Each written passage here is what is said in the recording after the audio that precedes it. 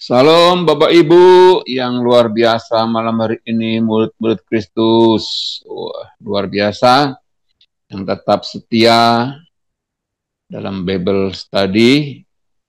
Yuk kita berdoa, kita memuji Tuhan sambil menunggu teman-teman yang lain.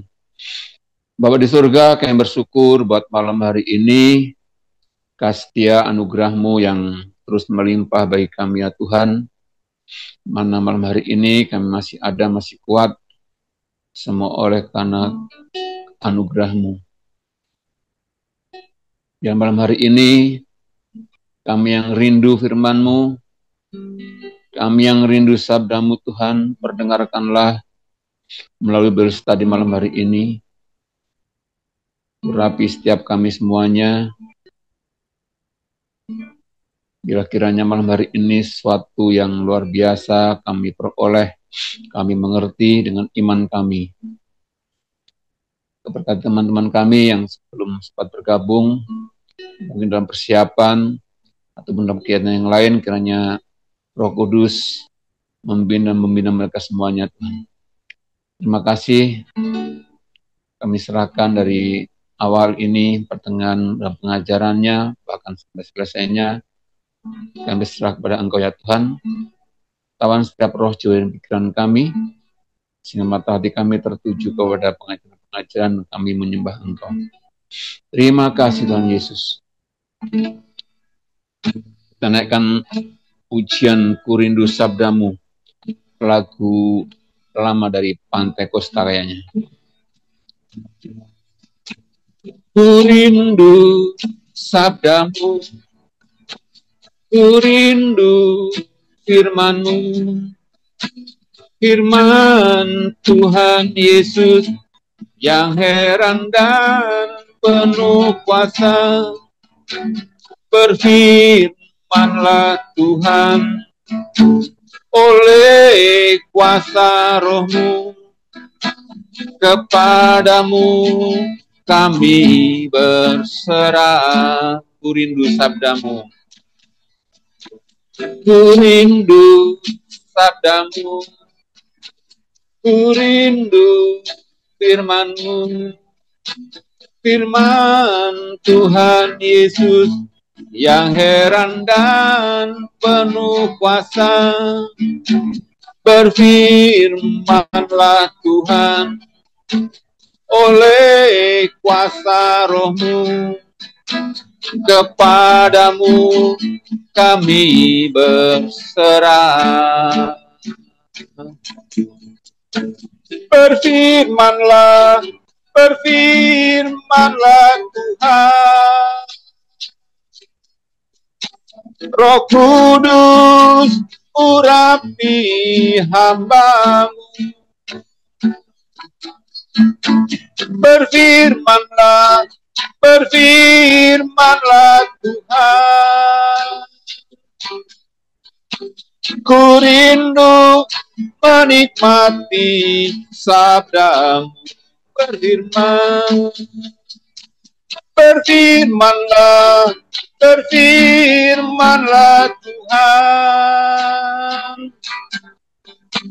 Roh Kudus urapi hamba-Mu. Berfirmanlah, berfirmanlah Tuhan. Ku rindu menikmati sabda-Mu. Ku rindu sabda-Mu, ku rindu firman-Mu. Ku rindu sabda-Mu, ku rindu firman-Mu, firman Tuhan Yesus yang heran dan penuh kuasa. Berfirmanlah Tuhan, oleh kuasa Roh-Mu, kepadamu kami berserah. Berfirmanlah, berfirmanlah Tuhan. Roh Kudus urapi hamba-Mu. Berfirmanlah, berfirmanlah Tuhan. Ku rindu menikmati sabda-Mu. Berfirmanlah, berfirmanlah Tuhan.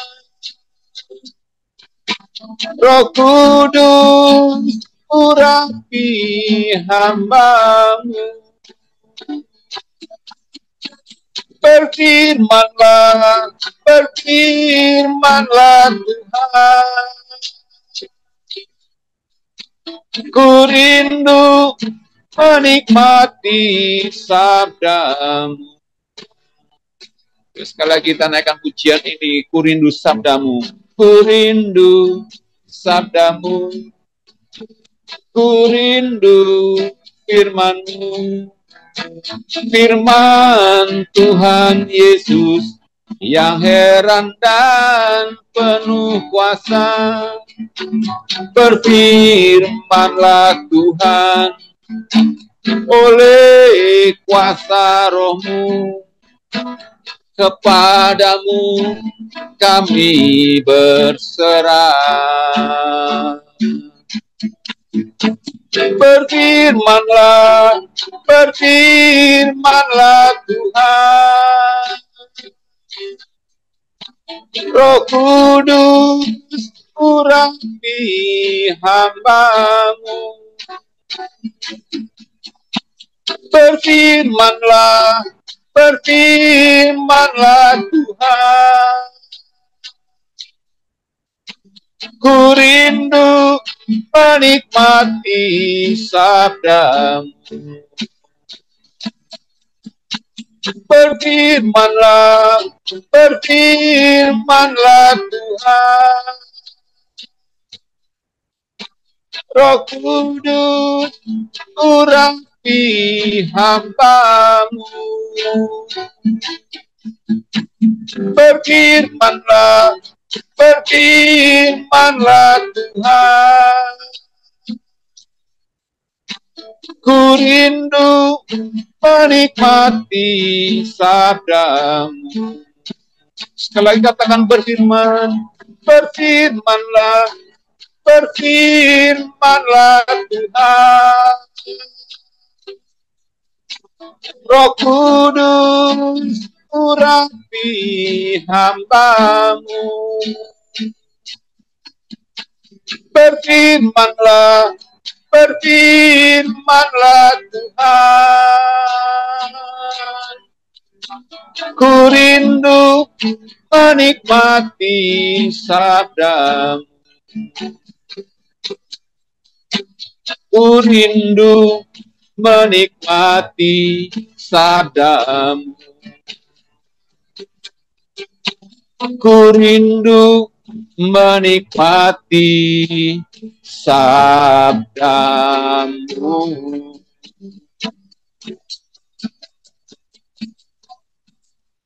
Oh, haleluya. Berfirmanlah,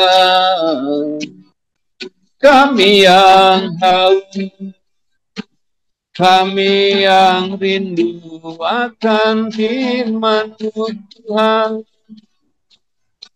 Kami haus pengajaran, kami rindu sabda-Mu, oh Yesus.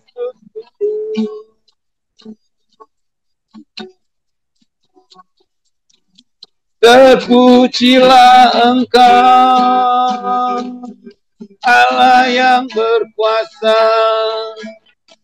Terpujilah Engkau, Allah yang berdaulat. Terpujilah Engkau, Allah yang berfirman.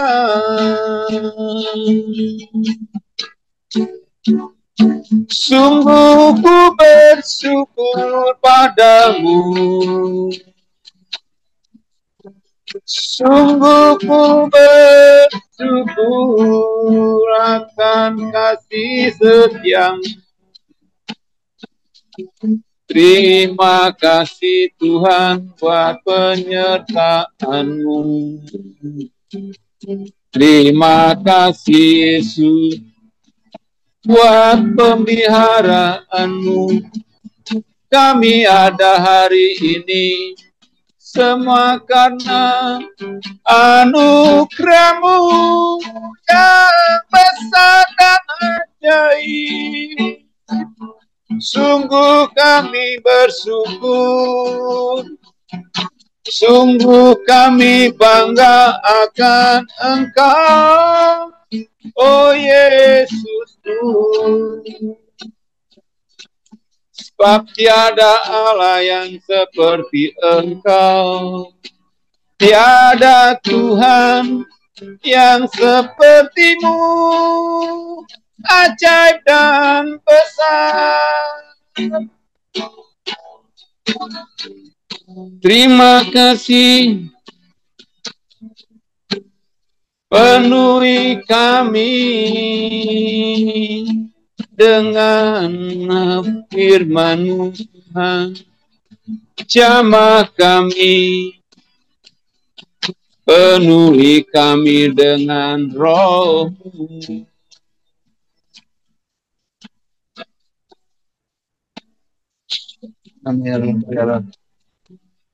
Terima kasih Yesus.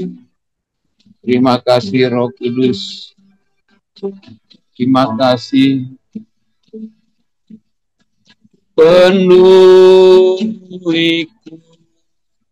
Penuhiku dengan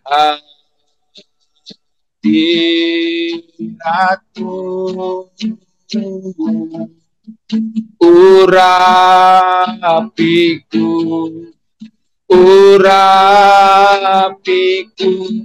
dengan minyak kudus-Mu.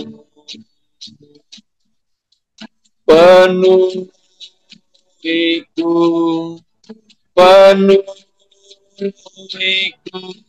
dengan hadirat-Mu.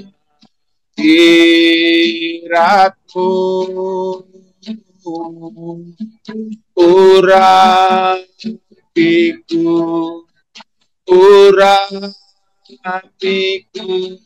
dengan minyak kudus-Mu.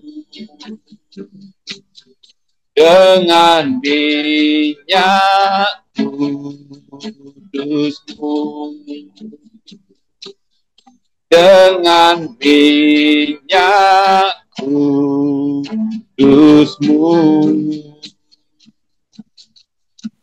Tuhan Yesus, terima kasih kami dapat belajar lagi firman-Mu. Hari ini kita ingin belajar tentang apakah iman yang sejati itu. Iman yang akan mengenal Engkau sebagai satu-satunya pribadi yang kami percaya, kami andalkan, dan kami cintai. Tuhan Yesus, urapi mulut, hati dan bibir hamba, agar segalanya sesuai dengan kehendak-Mu, dan juga bukalah hati jemaat-Mu, agar firman yang ditaburkan dapat dimengerti. Terima kasih Tuhan Yesus, dan jauhkanlah kami daripada pencobaan, dan lepaskanlah kami daripada yang jahat, karena Engkau yang punya kerajaan, kuasa, dan kemuliaan sampai selama-lamanya. Amin. Saudara, langsung aja saya mulai.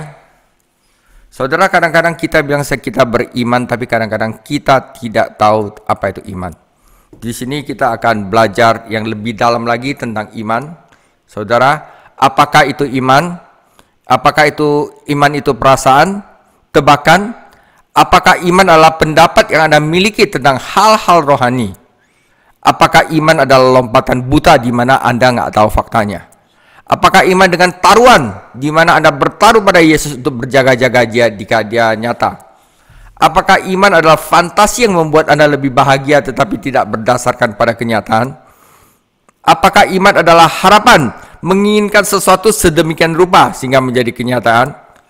Apakah iman adalah visualisasi membuat sesuatu lebih mungkin terjadi dengan membayangkannya dalam pikiran Anda? Apakah iman adalah keputusan, sebuah komitmen? Apakah iman adalah nilai, sesuatu yang ada junjung tinggi? Apakah iman adalah tradisi? Orang terkadang berbicara tentang tradisi iman mereka. Saudara, beberapa gagasan ini tidak sepenuhnya salah, tetapi perhatikan kesamaan mereka yang di atas. Tidak ada yang melibatkan pengetahuan. Ada pepatah, jika Anda tahu, Anda tidak membutuhkan iman. Apakah iman berlawanan dengan pengetahuan? Banyak orang berpikir demikian, tetapi mereka keliru. Justru iman sejati adalah pengetahuan tentang realitas. Ibrani 11 ayat 1. Iman adalah dasar dari segala sesuatu yang kita harapkan dan bukti dari segala sesuatu yang tidak kita lihat. Secara harafiah mengatakan iman membuat kita yakin apa yang kita harapkan dan memberikan kita bukti apa yang tidak kita lihat. Artinya apa?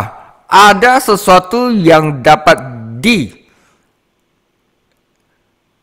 dimasukkan di dalam pikiran kita sehingga kita yakin banget. Jadi bukan hanya halu, saudara. Iman berurusan dengan realitas yang tak terlihat tetapi substansial. Iman melibatkan pengetahuan yang kokoh dan akurat. Apakah iman sejati itu? Berikut adalah bagaimana Katekismus Heidelberg menjawab pertanyaan itu. Iman sejati bukan hanya pengetahuan yang pasti dengannya saya menganggap benar semua yang telah Allah nyatakan kepada kita dalam kitab suci. Iman sejati merupakan kepercayaan sepenuh hati yang diciptakan Roh Kudus di dalam diri saya melalui Injil yang telah Allah berikan dengan cuma-cuma, bukan hanya kepada orang lain tetapi juga kepada saya, tentang pengampunan dosa, kebenaran kekal, dan keselamatan. Saudara, ini adalah anugerah kasih karunia semata yang diberikan semata-mata oleh jasa Kristus. Saudara, iman itu diberikan oleh Allah. Ya, apa yang tidak kita lihat dengan mata, apa yang kita tidak dengar dari telinga Anda, Allah berikan kepada kita. Itu apa? Iman, saudara, nggak ada yang lain. Iman melibatkan elemen vital dari kepercayaan pribadi yang sepenuh hati yang diciptakan Roh Kudus di dalam hati kita. Jadi iman itu, kenapa kita bisa beriman? Karena itu diciptakan oleh Roh Kudus di dalam hati kita. Iman juga mencakup pengetahuan yang pasti akan kebenaran yang Allah nyatakan. Iman melibatkan pengetahuan. Dengan berbicara tentang iman sebagai pengetahuan yang pasti, Katekismus menggemakan Alkitab. Berikut adalah contoh pernyataan Alkitab yang berbicara tentang pengetahuan melalui iman. Amsal 2 ayat 5-6. Maka engkau akan memperoleh pengertian tentang takut akan Tuhan dan mendapat pengenalan akan Allah. Karena Tuhanlah yang memberikan hikmat, dari mulutnya datang pengetahuan dan kepandaian. Saudara, ayat ini tidak berbicara tentang tebak-tebakan, percaya saja atau bagaimana, atau pendapat yang berdasar, melainkan berbicara tentang pengetahuan. Yesus berbicara kepada pengikutnya, kepadamu diberi karunia untuk mengetahui. Ada pengetahuan, saudara, rahasia kerajaan sorga. Tetapi kepada mereka tidak. Kenapa? Karena untuk mengetahui itu diperlukan iman. Orang yang percaya kepada Yesus pasti memiliki pengetahuan yang diberikan Allah, pengetahuan yang diberikan oleh Kristus. Yohanes 1 ayat 18. Tidak seorang pun yang pernah melihat Allah, tetapi anak tunggal Allah yang ada di pangkuan Bapa, dialah yang menyatakannya. Yesus, Allah Putra, datang dari pangkuan Bapa untuk menyatakan kepada manusia, akulah Allah. Hal ini tampak jelas dalam doa yang Yesus panjatkan kepada Bapaknya pada malam sebelum ia disalib. Yohanes 17 ayat 3, inilah hidup yang kekal itu, yaitu bahwa mereka mengenal Engkau, satu-satunya Allah yang benar, dan mengenal Yesus Kristus yang telah Engkau utus. Saudara, mau hidup kekal, engkau harus mengenal Allah. Yohanes 17 ayat 25-26. Ya Bapa yang adil, memang dunia tidak mengenal Engkau, tetapi aku mengenal Engkau, dan mereka ini tahu bahwa Engkaulah yang mengutus aku. Dan aku telah memberitahukan namamu kepada mereka, dan aku akan memberitahukannya supaya kasih yang engkau berikan kepadaku ada di dalam mereka, dan aku di dalam kamu. Saudara, seperti Yesus, para rasulnya berbicara tentang iman sebagai pengetahuan. Contohnya pertama adalah Rasul Petrus menulis, kasih karunia dan damai sejahtera yang melimpah atas kamu dalam pengenalan akan Allah dan akan Yesus Tuhan kita. Kuasa ilahinya telah menganugerahkan kepada kita segala sesuatu yang berguna untuk hidup saleh oleh pengenalan akan Dia, yang telah memanggil kita oleh kemuliaan dan kuasanya sendiri. Tetapi bertumbuhlah dalam kasih karunia dan pengenalan akan Tuhan dan Juru Selamat kita, Yesus Kristus. Rasul Paulus juga mengaitkan iman dengan pengetahuan. Ia berbicara tentang iman orang-orang pilihan Allah dan pengetahuan akan kebenaran yang memimpin mereka kepada kesalehan. Saudara, iman dan pengetahuan yang berdasarkan pengharapan akan hidup yang kekal yang dijanjikan Allah tidak berdusta sebelum permulaan zaman. Sesaat sebelum Paulus dibunuh karena imannya kepada Kristus, ia menulis, aku tahu kepada siapa aku percaya. Kata tahu. Nah, oleh sebab itu Paulus tidak nebak-nebak, berharap atau membayangkan. Ia tahu, saudara. Nah, Rasul Yohanes juga berulang kali berbicara tentang percaya kepada Yesus sebagai suatu pengetahuan, saudara. 1 Yohanes 5 ayat 13. Semua itu kutuliskan kepada kamu supaya kamu yang percaya kepada nama anak Allah tahu bahwa kamu memiliki hidup yang kekal. Saudara, 1 Yohanes 5 ayat 18 sampai 21. Kita tahu bahwa setiap orang lahir daripada Allah tidak berbuat dosa, tetapi Dia yang lahir dari Allah melindunginya dan si jahat tidak dapat menjamahnya. Kita tahu bahwa kita berasal dari Allah dan seluruh dunia berada di kuasa si jahat. Akan tetapi kita tahu bahwa Allah yang benar telah datang dan telah mengaruniakan pengertian kepada kita supaya kita mengenal yang benar. Dan kita ada hidup di dalam yang benar, di dalam anaknya Yesus Kristus. Dia adalah Allah yang benar dan hidup yang kekal. Anak-anakku, waspadalah terhadap segala berhala. Saudara, iman melibatkan pengetahuan. Kita akan tahu siapa yang benar. Perhatikanlah kata-kata Yohanes. Tahu. Benar, saudara. Menurut Yesus, semua penulis Alkitab, iman kepada Yesus bukan sekedar perasaan, tapi pengetahuan ditutup di gereja itu. Atau pendapat. Iman adalah pengetahuan akan realitas. Iman adalah mengetahui. Saudara, faktanya iman memiliki banyak kesamaan dengan cara-cara lain untuk mengetahuinya. Misalnya, tahukah Anda vitamin D itu berguna bagi tubuh? Oke. Kalau kita cuma didengar dari tukang jual obat, vitamin B bagus, masuk, makan. Kita makan.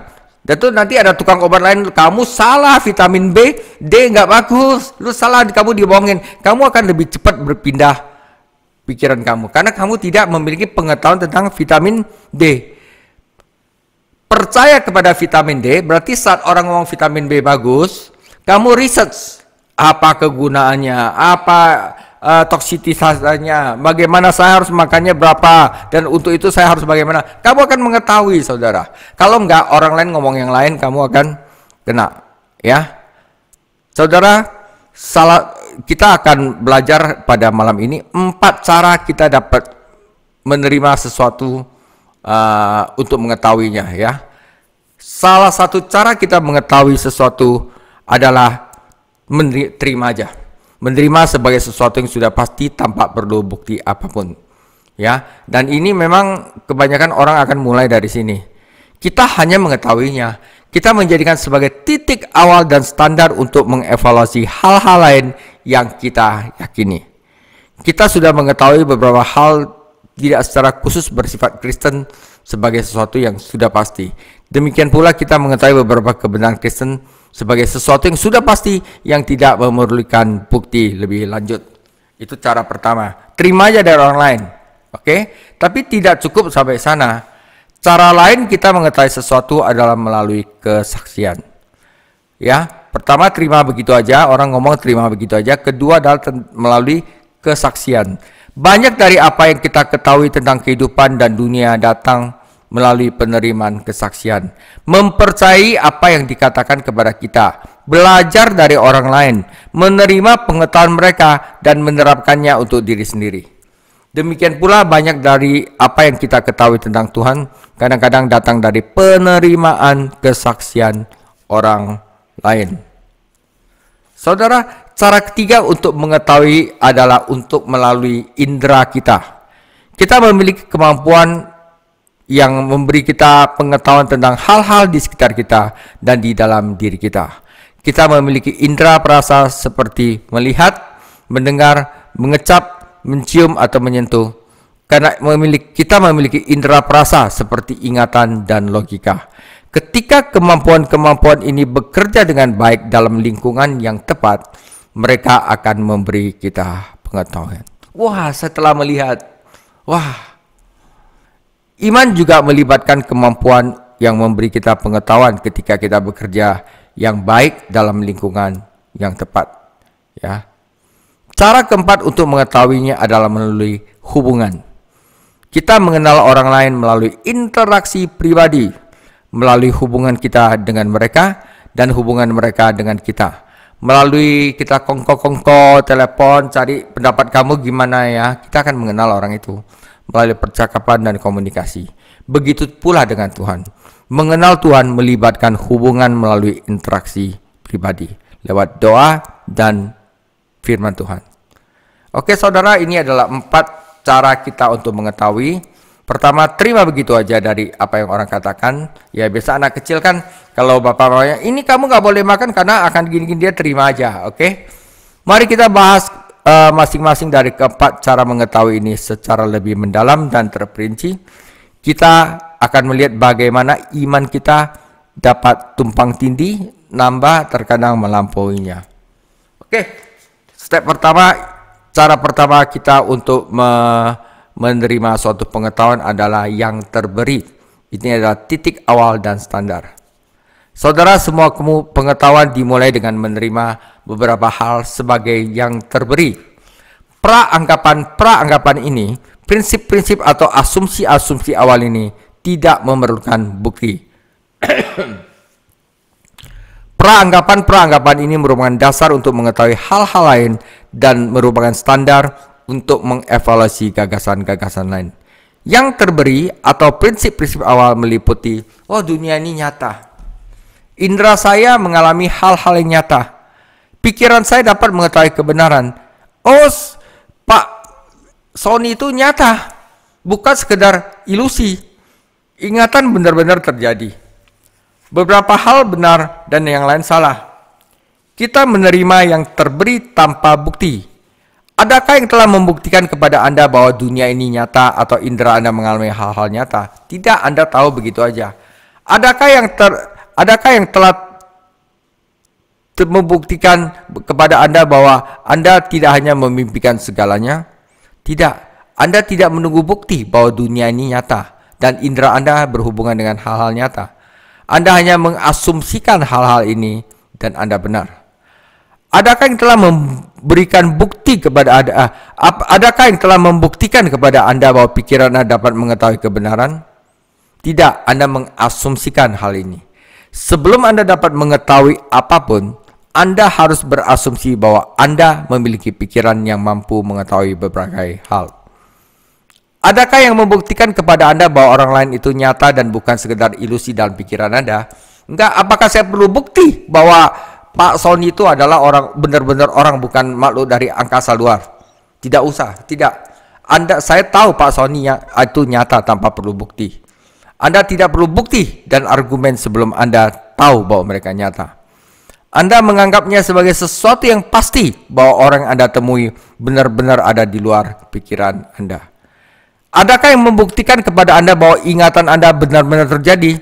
Adakah yang membuktikan kepada Anda bahwa ingatan Anda tidak sepenuhnya tertanam di otak Anda 5 menit yang lalu, memenuhi pikiran Anda dengan hal-hal yang tidak terjadi seumur hidup?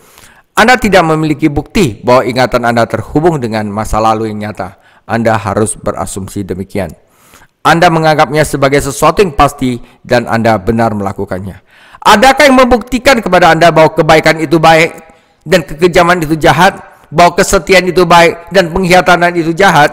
Tidak. Tetapi Anda tahu terlalu jauh di dalam lubuk hati bahwa ada perbedaan antara benar dan salah.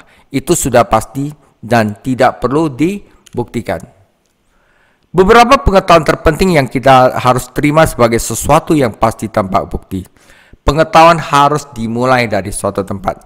Tidak semuanya dapat dibuktikan berdasarkan pengetahuan sebelumnya. Apapun sebutan kita untuk hal-hal yang sudah ada ini, yaitu peranggapan, asumsi, atau prinsip dasar, semuanya adalah pengetahuan. Fakta bahwa tidak ada cara untuk membuktikannya tidak menjadikan itu irasional. Hal-hal yang sudah ada ini membentuk titik awal dan standar untuk segala hal yang kita ketahui. Tidak semua titik awal, tidak semua yang dianggap sudah ada itu benar. Misalnya, sains ateis memiliki titik awal. Richard Lewontin, seorang ahli genetika di Harvard, berkata, kita berpihak pada sains terlepas dari absurditas yang nyata dari beberapa konstruksinya. Karena kita telah memiliki komitmen sebelumnya. Komitmen terhadap materialisme. Kubu saya adalah kubu materialisme. Tidak perlu Tuhan, kita komitmen dulu. Bukan berarti metode atau institusi sains mereka memaksa kita untuk menerima penjelasan material. Tetapi kita dipaksa oleh kepatuhan a priori kita pada sebab-sebab material. Betapapun berlawanan dengan intuisi. Lebih lanjut, materialisme itu absolut. Karena itu kita tidak dapat membiarkan Tuhan hadir. Lewontin berasumsi sebagai prinsip pertama bahwa Tuhan itu tidak nyata, bahwa tidak ada yang nyata kecuali materi, bahwa segala sesuatu memiliki penjelasan material. Ia menerima hal ini tanpa bukti. Betapa absurdnya hal itu kadang terjadi, betapa bertentangnya hal itu dengan pemahaman kita tentang segala sesuatu. Betapapun banyaknya bukti yang menunjukkan realitas Tuhan. Ia berasumsi sebagai prinsip pertama yang terberi adalah mutlak bahwa kita tidak ada kepercayaan kepada Tuhan yang boleh masuk ke dalam pikirannya. Kita tidak boleh membiarkan Tuhan masuk. Bagi Lewontin dan materialis lainnya, hal ini sudah pasti dan boleh saya katakan sebuah artikel keyakinan. Saudara, sebuah prinsip pertama mungkin sulit atau mustahil untuk dibuktikan atau disangkal. Tetapi setidaknya Anda dapat bertanya, apakah prinsip itu sesuai dengan prinsip-prinsip pertama Anda lainnya dan bertentangan dengannya. Jika Anda berasumsi bahwa materi adalah satu-satunya yang nyata, seberapa cocokkah hal itu dengan asumsi bahwa pikiran Anda memiliki kemampuan untuk mengetahui hal-hal di luarnya dan asumsi bahwa dunia itu nyata dan memiliki fitur-fitur untuk diketahui. Saudara, jika materialisme Anda berarti otak Anda adalah gumpalan daging yang berevolusi secara acak. Dapatkah Anda masih berasumsi dengan pikiran Anda memiliki kemampuan untuk mengetahui hal-hal di luarnya? Jika alam semesta hanyalah materi yang terbang acak di angkasa, haruskah Anda berharap menemukan pola nyata di dalamnya yang tidak dapat dipahami oleh pikiran?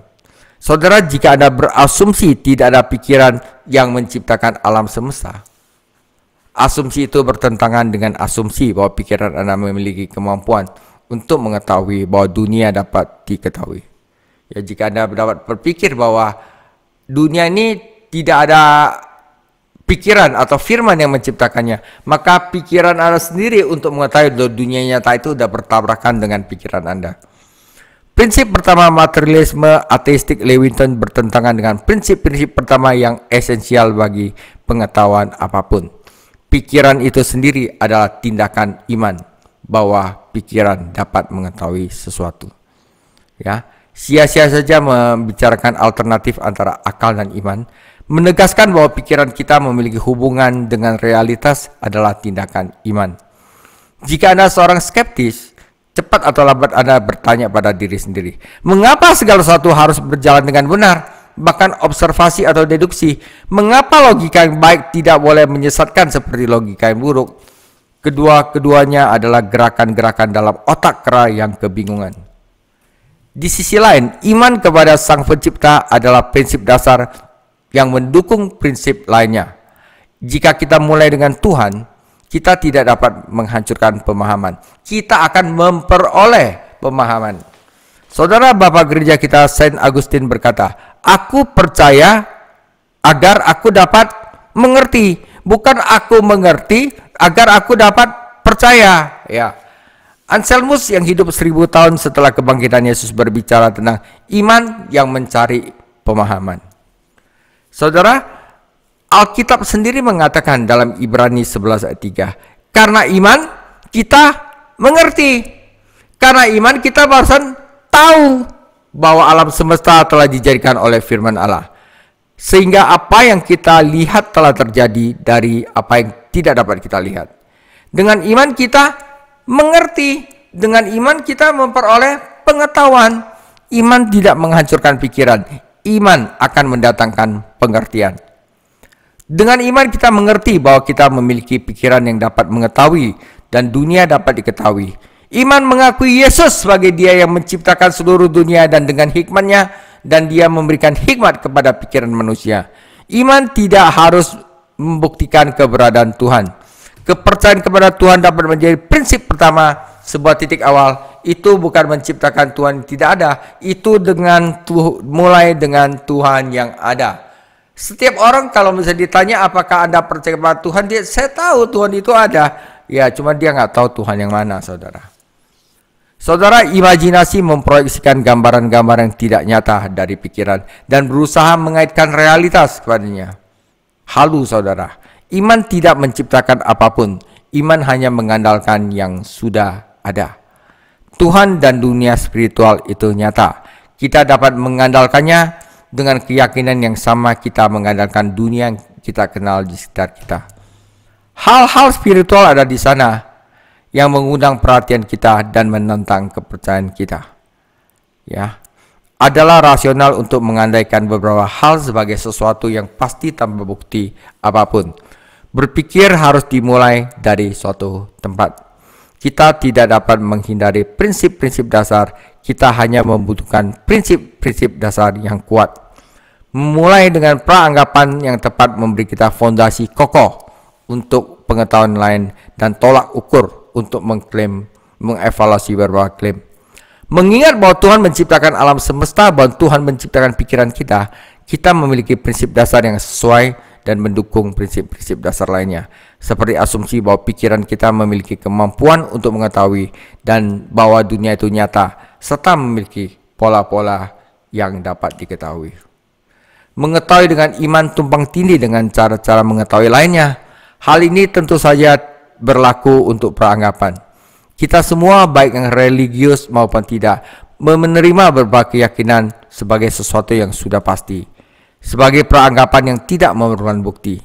Demikian pula kebenaran-kebenaran kunci kekristenan dapat diterima sebagai suatu yang pasti, sebagai pengetahuan sejati yang tidak memerlukan bukti.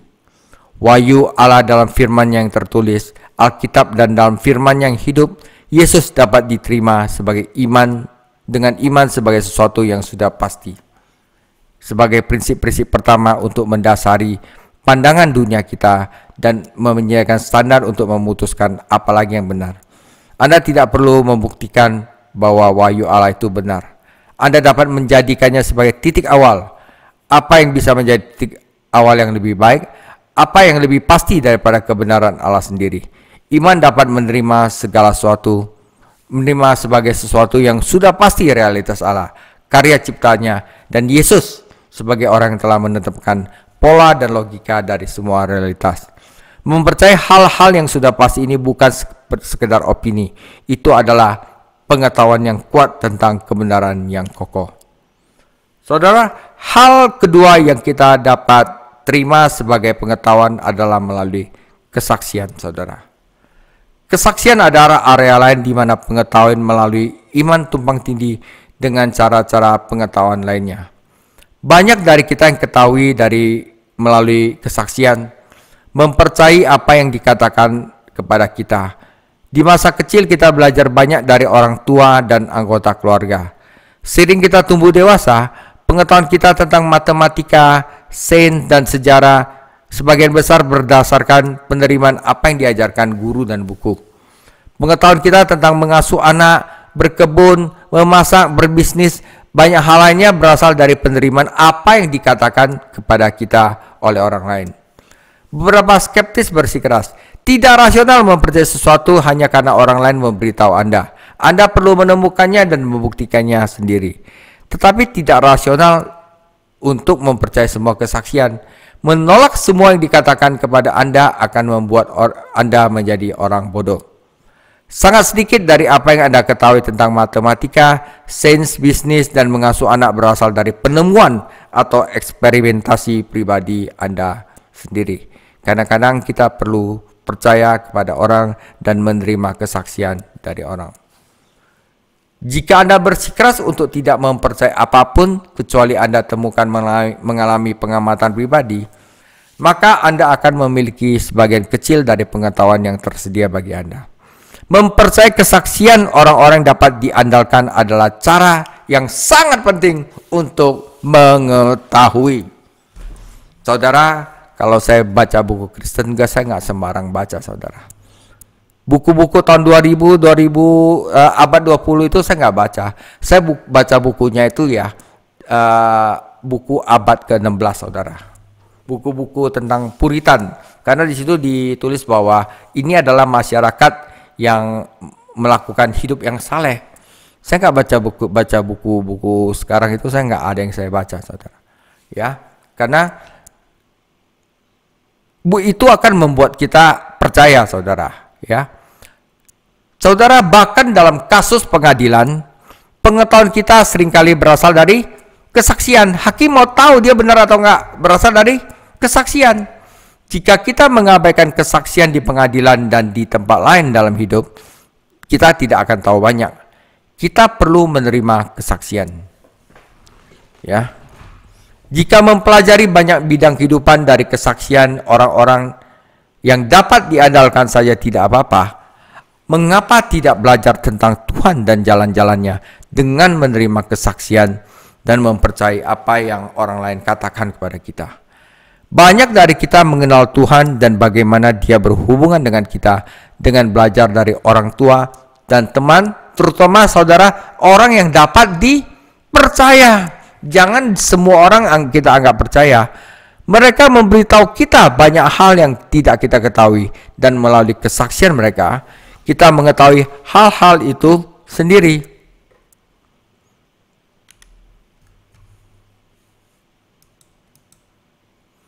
Selain kesaksian orang Kristen, ada tingkat kesaksian yang lebih tinggi.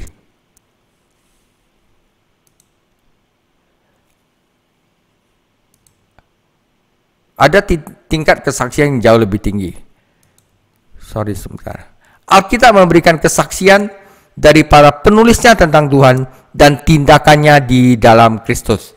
Kesaksian paling tinggi adalah ketika kita percaya 12 para rasul itu yang hidup bersama Yesus. Ya. Ketika bangsa Israel menerima 10 perintah Allah di Gunung Sinai, mereka melihat api dan gemuruh suara Allah. Mereka menyaksikan sendiri Musa turun dari gunung dengan 10 perintah Allah yang tertulis di batu. Alkitab mencatat kesaksian para saksi mata tentang hal ini dan banyak hal lain yang telah Allah katakan dan lakukan. Contohnya adalah sahabat terkasih Yesus yaitu Rasul Yohanes menulis, apa yang ada sejak semula yang telah 1 Yohanes 1 ayat 1 sampai 3, apa yang telah ada sejak semula, yang telah kami dengar, yang telah kami lihat dengan mata kami, yang telah kami saksikan dan yang telah kami raba dengan tangan kami tentang firman hidup, itulah yang kami tuliskan kepada kamu. Hidup itu telah dinyatakan dan kami telah melihatnya dan sekarang kami bersaksi dalam memberitakan kepada kamu tentang hidup kekal yang ada bersama-sama dengan Bapa dan yang telah dinyatakan kepada kami. Apa yang telah kami lihat dan yang telah kami dengar itu kami beritakan juga kepada kamu, supaya kamu pun memperoleh persekutuan dengan kami. Dan persekutuan kami adalah persekutuan dengan Bapa dan dengan anaknya Yesus Kristus. Jadi Alkitab itu apa? Alkitab itu suatu kitab kesaksian. Orang lain memberitahu kita sesuatu, dan ini adalah kesaksian yang jauh lebih tinggi, saudara. Demikian pula Rasul Petrus menekankan bahwa para rasul tidak mengarang cerita, melainkan menulisnya sebagai saksi mata. 2 Petrus 1 ayat 16, sebab kami tidak mengikuti dongeng-dongeng isapan jempol manusia ketika kami memberitakan kepada kamu kuasa dan kedatangan Tuhan kita Yesus Kristus, tetapi kami adalah saksi mata dari kebesarannya. Saudara, Alkitab layak dipercaya. Bukan hanya karena Alkitab memberikan kesaksian mata akan firman dan tindakan Allah yang berpuncak pada Yesus Kristus, tetapi Roh Kudus juga membimbing para saksi mata ini. Roh Kudus memberi mereka ingatan yang akurat tentang apa yang mereka lihat dan dengar, dan Roh Kudus membimbing mereka untuk menulis di dalam Alkitab persis seperti yang Allah kehendaki untuk mereka tulis. Sebagaimana Roh Kudus itu membimbing penulis Alkitab, Ia juga akan membimbing pembacanya biar koneknya sempurna, saudara. Sebagaimana Roh Kudus bersaksi melalui kata-kata di halaman, Ia juga bersaksi melalui karyanya di dalam hati. Ada gerakan ganda. Ketika kesaksian lahiriah Roh Kitab Suci menghasilkan kepercayaan kepada anak Allah, kita memiliki kesaksian batinia dari Roh Kudus. Iman menerima kesaksian Allah. Alkitab menyatakannya seperti ini. 1 Yohanes 5 ayat 9 sampai 13. Kita menerima kesaksian manusia, tetapi kesaksian Allah lebih kuat. Sebab demikianlah kesaksian yang diberikan Allah tentang anaknya. Barang siapa percaya kepada Allah anak, ia mempunyai kesaksian itu di dalam dirinya. Barang siapa tidak percaya kepada Allah, ia membuat dia pendusta, karena ia tidak percaya akan kesaksian yang diberikan Allah tentang anaknya. Dan inilah kesaksian itu, Allah telah mengaruniakan hidup yang kekal kepada kita, dan hidup itu ada di dalam anaknya. Barang siapa memiliki anak, ia memiliki hidup. Barang siapa tidak memiliki anak, ia tidak memiliki hidup. Semuanya itu kutuliskan kepada kamu, supaya kamu yang percaya dalam nama Allah, anak Allah, tahu bahwa kamu memiliki hidup yang kekal. Jadi Alkitab itu memberikan kesaksian tentang Yesus Kristus. Kalau kita udah baca Alkitab, kita tidak percaya kepada Yesus Kristus, berarti kita tidak menerima kesaksian yang diberikan oleh Alkitab itu. Dengan iman pada kesaksian Allah, kamu mengetahui realitas Allah, dan kamu ketahuilah bahwa kamu memiliki hidup yang kekal. Kesaksian Allah tidak menghasilkan visualisasi, opini, atau perasaan belaka. Kamu tahu, kamu mengerti, kamu menerima kesaksian yang benar. Saudara, jadi iman melibatkan pengetahuan, saudara. Menerima kesaksian adalah cara utama kita untuk mengetahui segala hal tentang dunia. Demikian pula menerima kesaksian adalah cara utama untuk mengenal Allah. Mengenal dengan iman mencakup menerima kesaksian orang-orang yang mengenal Allah, menerima kesaksian firman Allah di dalam Alkitab, dan menerima kesaksian Roh Allah yang memeteraikan pesan Alkitab di dalam hatimu. Jika kita memperoleh pengetahuan yang berharga dengan mempercayai kesaksian manusia biasa, maka kita tentunya dapat memperoleh pengetahuan yang berharga dengan mempercayai apa yang Allah sendiri katakan, saudara. Cara menerima pengetahuan adalah dari indera kita, saudara, ya, yang bekerja dengan baik. Aspek ketiga dari mengetahui adalah pengetahuan yang diperoleh melalui indera dan kemampuan lainnya. Kita memiliki pengetahuan ketika kemampuan kita bekerja dengan baik di dalam lingkungan yang sesuai, di mana kemampuan tersebut dirancang untuk menghasilkan keyakinan sejati. Sebagai contoh, mari kita ambil kemampuan untuk melihat. Misalkan Anda sedang melihat sebuah kursi, Anda dapat melihatnya karena kursi itu benar-benar ada. Cahaya memantul dari kursi dan cahaya itu masuk ke dalam mata Anda. Mata dan otak Anda bekerja lebih baik untuk menghasilkan pengetahuan tentang kursi itu. Tetapi anggaplah tidak ada cahaya di ruang itu, maka Anda tidak dapat melihat kursi itu karena tempatnya tidak tepat untuk melihat. Tidak ada cahaya yang dipantulkan dari kursi ke mata Anda, atau bayangkan skenario lain. Jika Anda berada di dalam sebuah ruangan, cahaya di sana dan kursi ada di sana, tetapi Anda sedang teler karena narkoba, Anda tidak dapat melihat kursi, Anda melihat seekor gajah muda merah. Dan jelas, Kemampuan melihat aja tidak cukup.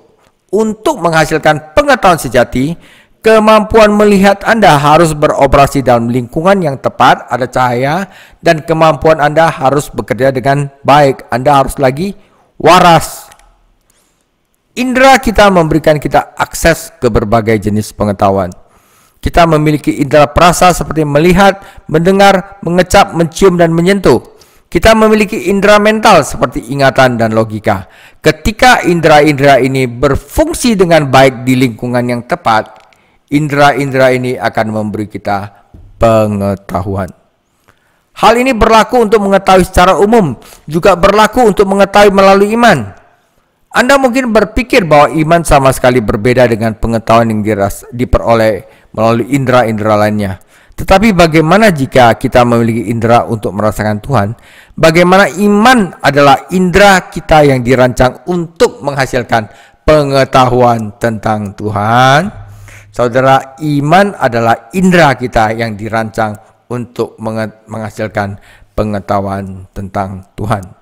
Dan dalam hal ini, iman adalah pengetahuan.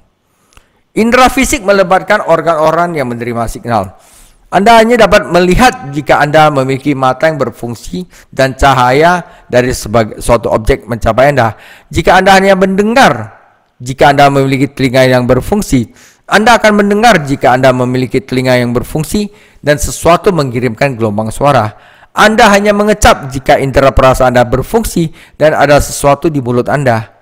Anda akan mencium jika hidung Anda berfungsi dan molekul dari sesuatu ada di udara. Anda akan merasakan sentuhan hanya jika kulit dan saraf Anda berfungsi dan ada sesuatu yang menyentuh Anda.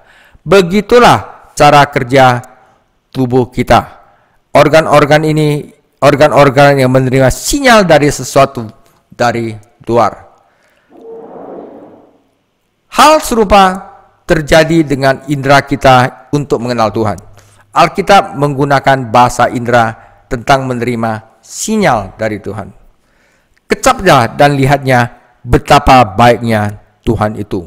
Mazmur 34 ayat 8. Domba-dombaku mendengar suaraku. Yohanes 10 ayat 27. Betapa manisnya janjimu itu bagi langit-langitku, lebih dari madu bagi mulutku. Mazmur 119 ayat 103. Karena bagi Allah kami adalah bau yang harum dari Kristus di tengah-tengah mereka yang diselamatkan dan mereka yang binasa. Bagi mereka kami adalah bau kematian, kepada yang lain aroma kehidupan. Bukankah hati kita berkobar-kobar ketika ia berbicara dengan kita di tengah jalan dan ketika ia menerangkan kitab suci kepada mereka? Mengecap, melihat, mendengar, mencium aroma, merasakan sesuatu yang membara di dalam diri kita, sesuatu yang terjadi di dalam diri kita ketika Allah datang mendekat dan menyatakan dirinya kepada kita. Kemampuan spiritual merasakan dan mengetahui sesuatu melalui pengalaman, bukan hanya melalui deskripsi. Meskipun terkadang Anda dapat memperoleh pengetahuan berharga dari deskripsi berbagai hal, ada jenis pengetahuan lain yang tidak dapat Anda peroleh kecuali mengalaminya melalui indera Anda. Anda mengetahui warna merah dengan melihatnya. Jika Anda buta warna, deskripsi warna merah tidak akan membantu Anda mengetahui apakah itu merah. Anda mengetahui musik dengan mendengarnya. Anda dapat melihat not balok di halaman dan Anda dapat meminta seorang berbicara kepada Anda teori musik. Dan mungkin ini dapat memberi Anda semacam pengetahuan. Tetapi jika Anda tidak pernah mendengar musik, ada banyak hal yang Anda tidak dapat ketahui tentangnya. Anda dapat mengetahui aroma dengan menciumnya. Anda mengetahui madu dengan mencicipnya. Pengalaman memberi Anda semacam pengetahuan yang tidak dapat diberikan deskripsi saja. Begitu pula dengan pengetahuan tentang Tuhan. Anda mengetahui hal-hal tentang Tuhan dengan melihat dengan mata batin Anda. Anda mengetahui musik suara Tuhan dengan mendengar deringan telinga batin Anda. Anda mengetahui aroma Injil ketika aromanya harum di dalam batin Anda. Anda mengenal rasa kebenaran Tuhan bukan hanya ketika Anda bergumam, saya percaya Alkitab itu benar. Tetapi ketika indera ketuhanan Anda menikmati roti kehidupan yang lezat. Anda dapat mengenal realitas Tuhan yang membara bukan hanya melalui deskripsi doktrinal, tetapi dengan merasakan nyala apinya di dalam diri Anda. Ketika hati Anda membara di dalam diri Anda, ketika nyala Roh Kudus menghasilkan indera keturunan Anda, maka Anda dapat mengalami sesuatu dari realitas Tuhan. Pengalaman-pengalaman ini bukan sekedar hal-hal aneh dalam imajinasi yang tidak bersentuhan dengan kenyataan. Pengalaman-pengalaman ini terjadi ketika organ-organ jantung kita, kemampuan spiritual batin kita bekerja dengan baik, menerima sinyal dari Tuhan, dan memperoleh pengetahuan tentang Tuhan melalui pengalaman batin. Pengalaman batin dapat memberi Anda pengetahuan sejati tentang Tuhan yang sejati, meskipun beberapa orang tidak memiliki pengalaman seperti itu dan tidak percaya bahwa Tuhan itu nyata. Hanya karena orang lain tidak melihat sesuatu, bukan berarti Anda tidak tahu apa yang Anda lihat.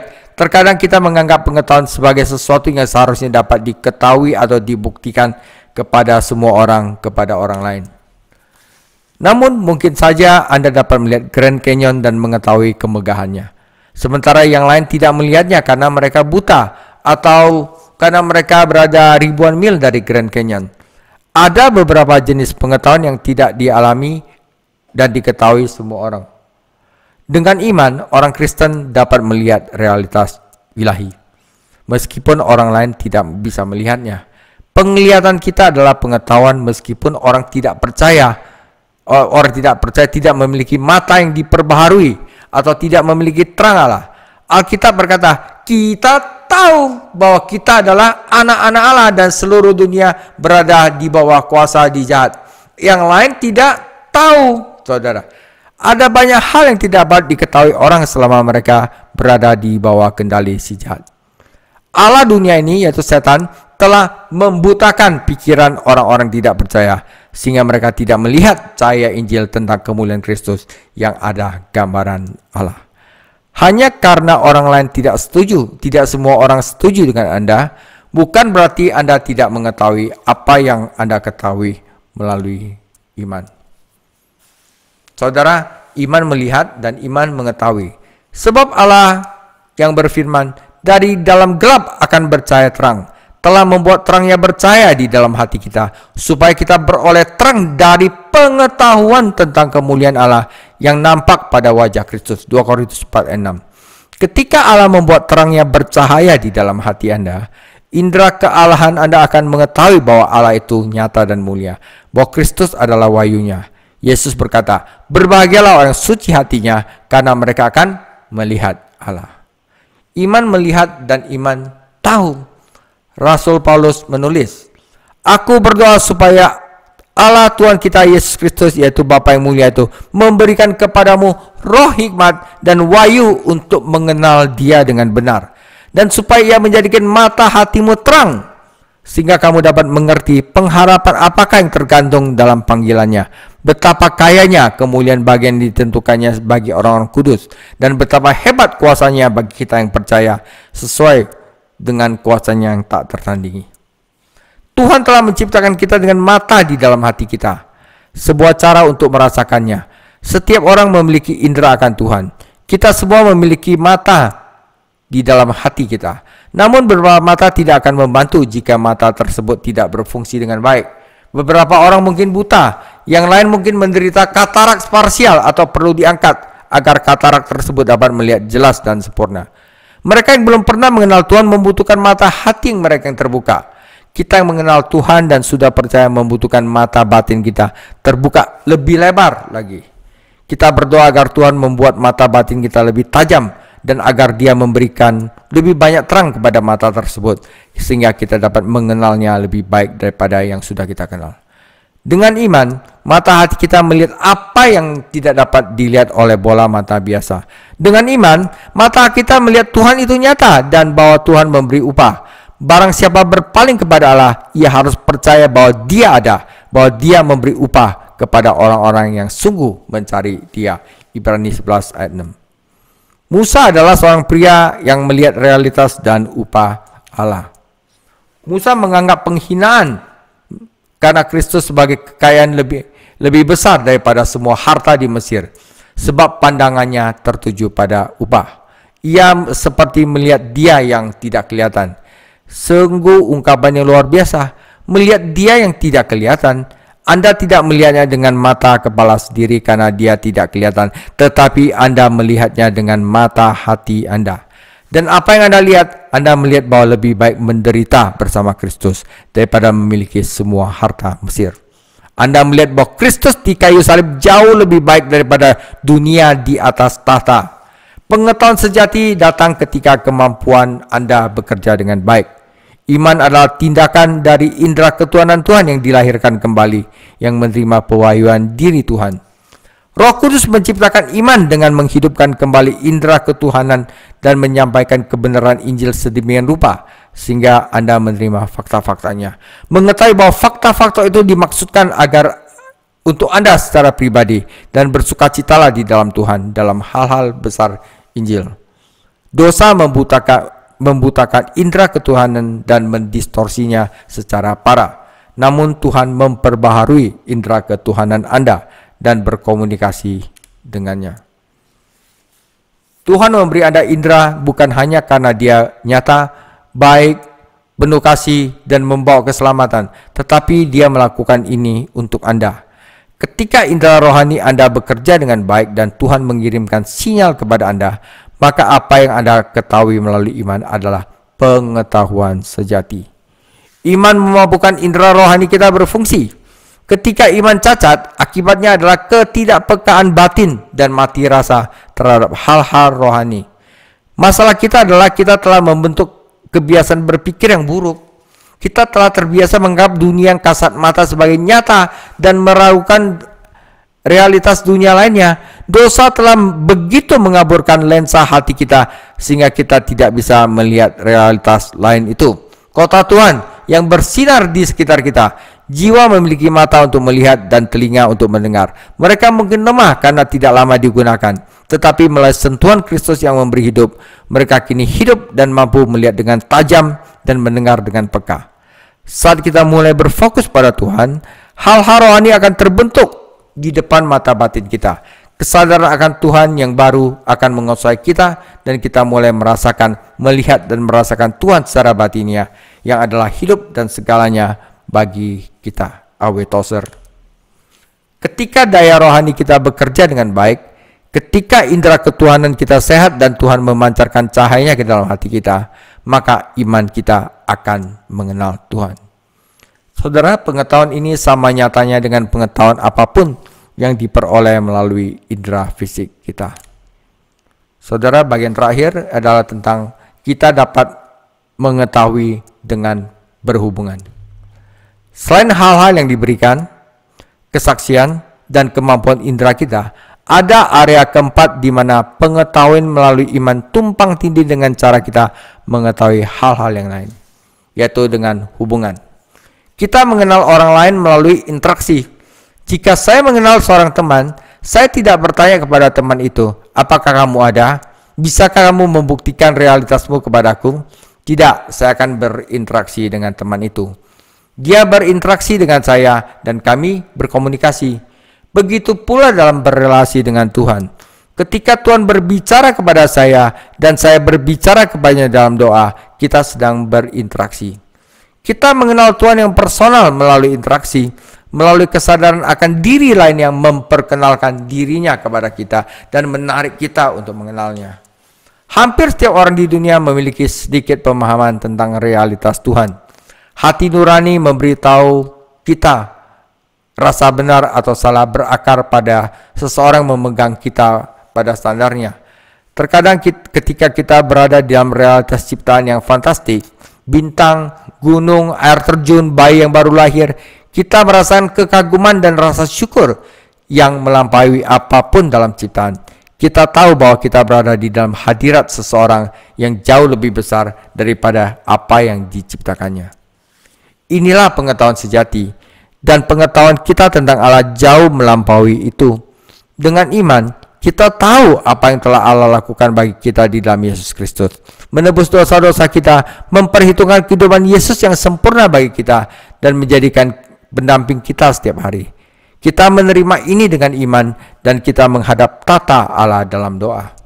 Ketika kita berhubungan dengan Tuhan, Dia bukan sekedar teori atau keyakinan atau gagasan ataupun sebagai hukum atau sebagai apa gitu. Allah bersifat pribadi. Kita bersyukur telah mengenalnya. Kita berusaha untuk mengenalnya lebih baik. Pengetahuan pribadi ini adalah jenis pengetahuan yang paling kaya. Kita tahu bahwa anak Allah telah datang dan mengaruniakan kita pengertian supaya kita mengenal yang benar. Yesus datang ke dunia agar kita memiliki pengetahuan, memahami kebenaran, dan khususnya agar kita dapat mengenal Allah yang nyata dan hidup melalui pengenalan pribadi. Yesus datang untuk memperkenalkan Roh Kudus, memperkenalkannya. Roh Kudus mendekatkan Allah kepada kita dan menarik kita mendekat kepadanya dalam hubungan kasih. Ini tandanya bahwa Ia hidup di dalam kita. Kita mengetahuinya dari roh yang telah Ia karuniakan kepada kita. Kita tahu bahwa kita hidup di dalam Dia dan Dia di dalam kita, karena Ia telah mengaruniakan kita rohnya. Kita telah melihat dan bersaksi bahwa Bapa telah mengutus anaknya menjadi juru selamat dunia. Barang siapa mengaku bahwa Yesus adalah Allah, Allah hidup di dalam dia dan dia di dalam Allah. Demikianlah kita mengetahui dan percayakan kasih Allah kepada kita. Allah adalah kasih. Barang siapa hidup di dalam kasih, ia hidup di dalam Allah dan Allah di dalam kita.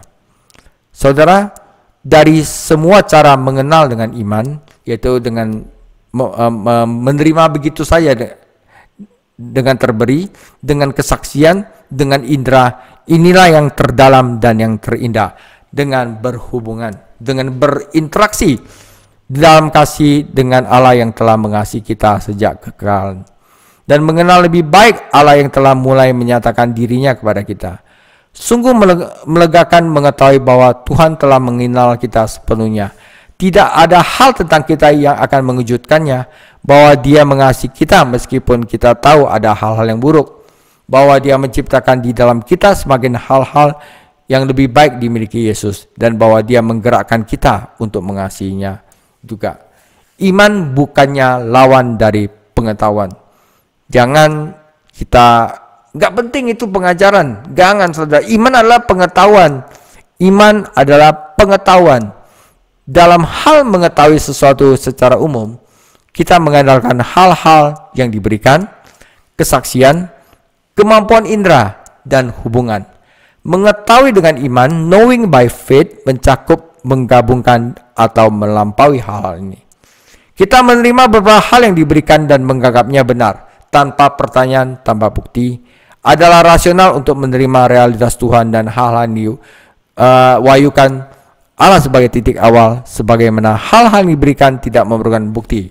Itu cara pertama. Cara kedua, kita memperoleh pengetahuan dalam banyak bidang kehidupan melalui kesaksian, dengan mempercayai apa yang dikatakan orang-orang yang dapat dipercaya oleh kita. Ketika kita menerima kesaksian umat Tuhan dan Tuhan sendiri, pengetahuan kita bertumbuh. Dan tidak ada kesaksian yang lebih dapat dipercaya daripada firman Tuhan, Alkitab. Yang ketiga, kita memperoleh pengetahuan melalui indera dan pengetahuan kita. Kemampuan kita bekerja dengan baik dalam lingkungan yang tepat. Bersama dengan indera fisik, Tuhan telah memberi kita indera yang ada di dalam ketuhanan, indera hati untuk merasakan Tuhan. Dosa telah mengaburkan dan mendistorsi indera ketuhanan, membutakan mata hati. Namun ketika Tuhan memberikan kita hidup baru, kita segera dilahir kembali, dan mata batin rohani kita pun jadi normal kembali.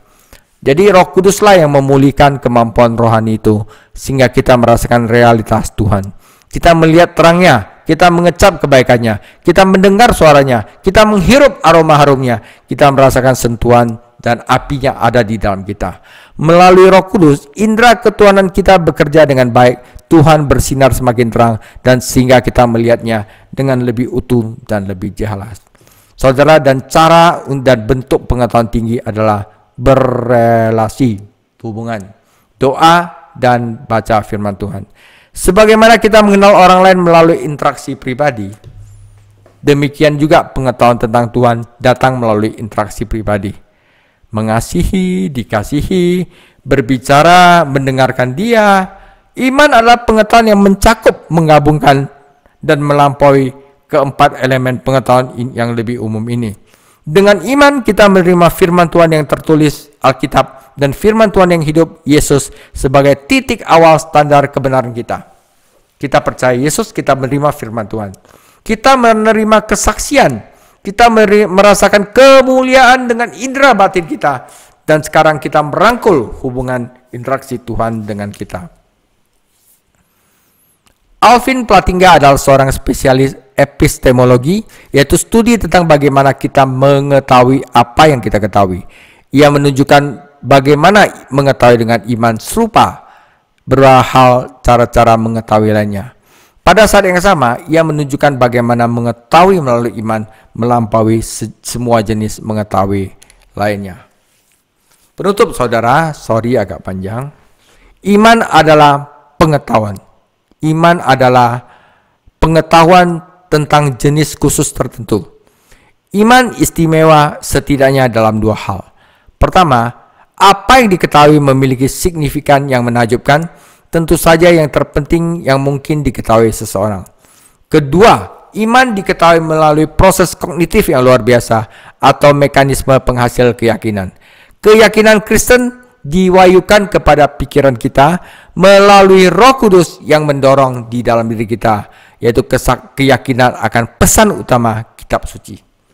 Berabad-abad sebelum Alvin Plantinga, reformator John Calvin menulis, iman adalah pengetahuan yang teguh dan pasti akan kebaikan Allah, hati Allah kepada kita, yang didasarkan pada kebenaran janji-janji yang diberikan secara cuma-cuma di dalam Kristus, yang diwahyukan kepada pikiran kita dan dimeteraikan di dalam hati kita melalui Roh Kudus. Dengan iman, kita mengenal Allah. Dan di mana posisi kita di hadapannya? Saudara, iman adalah pengetahuan. Tuhan Yesus memberkati. Ku percaya akan kuasa-Mu. Ku percaya akan mujizat-Mu. Ku berserah hanya kepada-Mu. Engkaulah Tuhan penolong hidupku. Percaya akan kuasa-Mu. Percaya akan mujizat-Mu. Berserah hanya kepada-Mu. Engkaulah Tuhan penolong hidupku. Engkaulah Tuhan penolong hidupku. Bapa di surga, kami sungguh bersyukur buat malam hari ini, sangat luar biasa sekali. Kami memiliki iman yang besar, iman yang luar biasa dalam Engkau Tuhan. Kami percaya, sekalipun kami belum melihat kerajaan surga, tapi kami percaya kami akan melihatnya kelak nanti bersama-sama dengan Engkau ya Tuhan. Terima kasih, tambah-tambahkan terus iman kami di dunia ini, agar kami melihat hal-hal yang besar yang Tuhan kerjakan, yang Tuhan lakukan dalam kehidupan kami semuanya Tuhan. Terima kasih buat pengajaran malam hari ini, kami bersyukur Tuhan.